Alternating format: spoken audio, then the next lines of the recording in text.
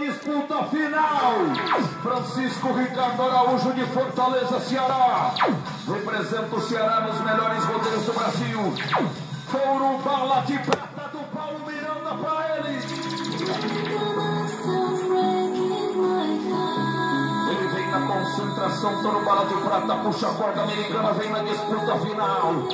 Senta em cima da máquina, usa o colete protegendo o tórax e a coluna vertebral. O colete que os americanos trouxeram para o Brasil no ano de 1993. Jogou a ponta da calça de corpo atrás. Vem na pulsação total, a salivação diminui. Vem na disputa final. Vai pra cima do boi. Vem ele, Francisco, vai na disputa final. Vai ele, representa o Ceará. Couro Bala de Prata pra ele.